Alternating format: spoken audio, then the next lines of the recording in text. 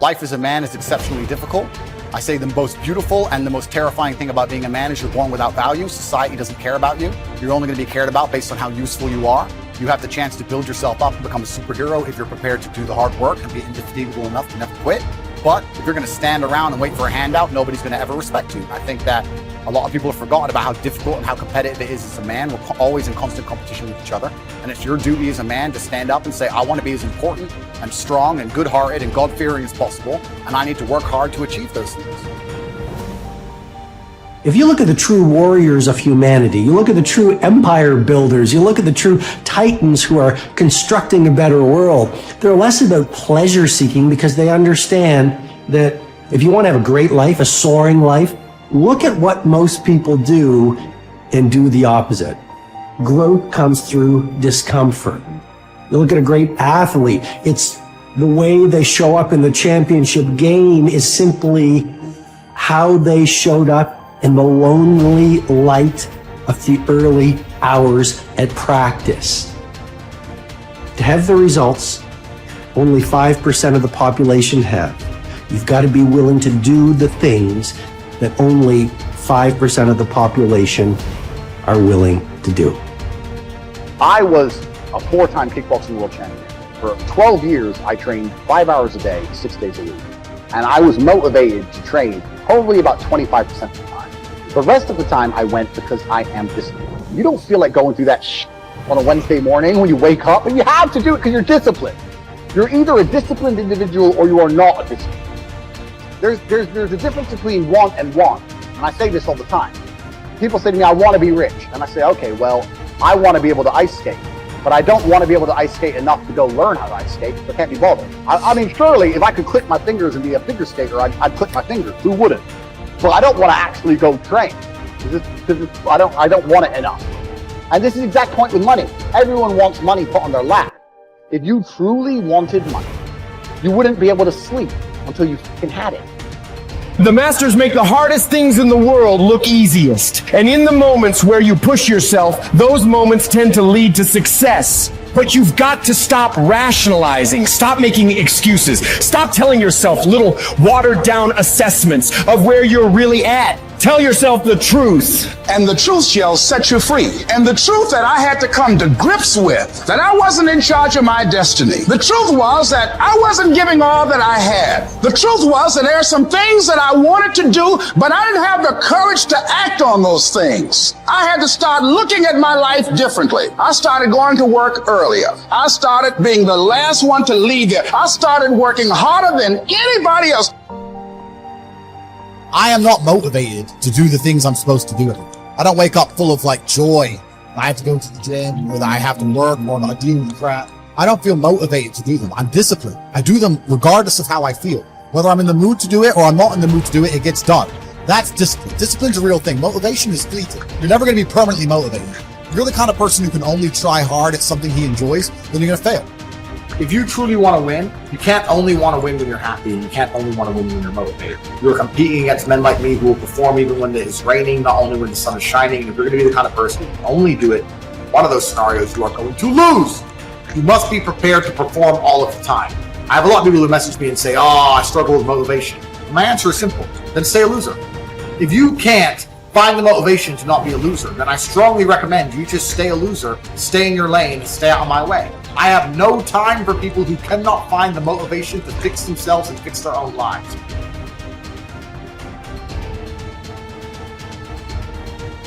If you cannot control your own mind, then you go through life with zero control, zero influence. You can't control anything. You're just a feather in the wind, waiting for life to blow you from happy place to sad place to happy place to sad place, completely hoping on the gods to be fortunate to you, because if any genuine discomfort comes your way, we're clouded with doubt, and we wonder why it is so difficult for us to grow into the best version of ourselves. We wonder why it is so difficult to climb that mountain, to get over that obstacle. It's because we are not looking at the opportunity with the right perspective. Break the patterns that have been leading your life, but you need to identify what the patterns are. I think sometimes we just aren't even aware It's just a pattern that's running. It's something that's happening. Maybe it's been happening for months or years or decades. We're not even aware. It's just become our identity. So when you identify the negative identity patterns that are holding you back, that's the first step. And you can start to really shift and replace it with a new identity, a new pattern that you can implement. What you do is you pick up your past and you embrace it. You understand it, you accept it, as I had to go through these things that I had to go through in order for me to get to this place today. And the evidence for that is that I did. You don't need any more evidence. You did. And then you toss it. You toss it. You embrace it and you toss it. And you merge into the now by giving up your attachment. Before you can do something, you first must be something. So you've got to be it intellectually. You've got to be it emotionally. That's like Solomon says, as a person thinks in their heart, the emotional man. Well, it's only a period of time then until it manifests physically. That's one of the first laws of the universe, is the perpetual transmutation of energy. Energy is moving into form, always. To form, moving into form, through form, back into form again. So we cause it all to happen the way we think and the way we stay locked into ideas. I don't think greatness is something you're born with, some mysterious power bestowed upon us by God. It's something that truly exists in everyone. I look at it as a superpower we all have, buried deep inside us. This tiny diamond surrounded by layers and layers of rock, the hardest rock in the universe. And every time you do something good, a piece of that rock breaks away. We control where awareness goes, we're controlling where energy is flowing. And if we're controlling where energy is flowing, we're controlling what's manifesting in our life. All I need to do is control where my awareness goes. And if I can control where my awareness goes, I can control where my energy is flowing. And if I can control where my energy is flowing, I can control what is manifesting in my life. Every single person that wins big, every single person that you look at, every single person that you're inspired by, every single person that you aspire to be like, they only have one plan, and that is they are going to win or they are going to die trying. You can make your dream into a reality, but it will only take one person to believe that it's possible. It will only take one person to put in the work. That person is you. If you're sitting down and you start thinking about some future worst case scenario that you're conjuring up in your mind, and you begin to feel the emotion of that event, your body doesn't know the difference between the event that's taking place in your world, outer world, and what you're creating by emotion or thought alone. So most people then, they're constantly reaffirming their emotional states. So when it comes time to give up that emotion, they can say, I really want to do it. But really the body is stronger than the mind because it's been conditioned that way. So the servant now has become the master. And the person all of a sudden, once they step into that unknown, they'd rather feel guilt and suffering because at least they can predict it. Being in the unknown is a scary place for most people because the unknown is uncertain. And people say to me, well, I can't predict my future. I'm in the unknown, and I always say the best way to predict your future is to create it.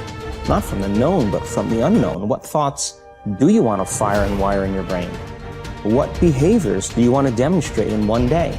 The act of rehearsing them mentally, closing your eyes, and rehearsing the action. Rehearsing the reaction of what you want? Or the action? The action of what you want. By closing your eyes and mentally rehearsing some action. If you're truly present, the brain does not know the difference between what you're imaging and what you're experiencing in 3D world. So then you begin to install the neurological hardware in your brain to look like the event has already occurred. Now, your brain is no longer a record of the past. Now it's a map to the future. And if you keep doing it, priming it that way, the hardware becomes a software program. The law of expectation says that your expectations tend to become your own self-fulfilling prophecies. In other words, what you expect to happen usually does.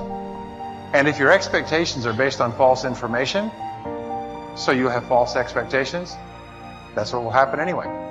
For instance, your expectations could be that you are destined to have an extraordinary life and be extremely successful. is that no matter what happens, it's all part of a learning process that is leading you inevitably to great success, happiness, and accomplishment. And if you absolutely expect that to be true, if that's your fundamental belief, then over time that will become true. You'll be able to throw off the ups and downs of life. You'll be able to ignore the negative influences around you. If you confidently expect to be a great success, then by gum, you sure will be. No matter what people tell you, you just say, well, it'll be all right. Everything will work out fine. And we know that an attitude of confident expectation is a hallmark of highly successful people. They just expect to succeed more than they fail. They expect to be liked by others more often than they're disliked. They expect to learn from every difficulty that they have. They expect to keep making progress. They just confidently expect it. And surprise, surprise, your expectations affect your realities. What you experience on the outside is determined by how you think on the inside. As they say, you are not what you think you are, but what you think you are. In the Bible it says, as a man thinketh in his heart, which means in his subconscious mind, way down deep, so is he. According to your faith, it's done unto you, and so on. Big picture thinking can benefit any person in any profession. When somebody like Jack Welch tells a G employee that the ongoing relationship with the customer is more important than the sale of an individual product, he's reminding them of the big picture. When two parents are fed up with potty training, poor grades or benders, and one reminds the other that the current difficult time is only a temporary season, then they benefit from thinking big picture. You have to think anyway, so why not think big? Big picture thinking brings wholeness and maturity to a person's thinking. It brings perspective.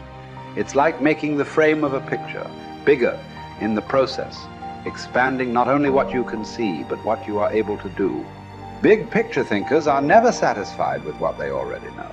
They are always visiting new places, learning new skills. And because of that practice, they often are able to connect the unconnected. They are lifelong learners. To help me maintain a learner's attitude, I spend a few moments every morning thinking about my learning opportunities for the day. As I review my calendar and to-do list, knowing whom I will meet that day, what I will read, which meetings I will attend, I note where I am most likely to learn something. Then I mentally cue myself to look attentively for something that will improve me in that situation. If you desire to keep learning, I want to encourage you to examine your day and look for opportunities to learn. Writer Henry David Thoreau wrote, "Many an object is not seen, though it falls within the range of our visual ray, because it does not come within the range of our intellectual ray." Who you are determines what you see and how you think. Big picture thinkers realize there is a world out there besides their own, and they make an effort to get outside of themselves and see other people's worlds through their eyes. It's hard to see the picture while inside the frame. To see how others see, you must first find out how they think. Becoming a good listener certainly helps with that. So does getting over your personal agenda and trying to take the other person's perspective. French essayist Michel Ayquem de Montaigne wrote, "The value of life lies not in the length of days, but in the use we make of them. A man may live long yet live very little. The truth is that you can spend your life any way you want, but you can spend it only once. Becoming a big picture thinker can help you to live with wholeness, to live a very fulfilling life. People who see the big picture expand their experience because they expand their world. As a result, they accomplish more than narrow-minded people. And they experience fewer unwanted surprises too, because they are more likely to see the many components involved in any given situation. Issues, people, relationships, timing, and values. They are also, therefore, usually more tolerant of other people and their thinking.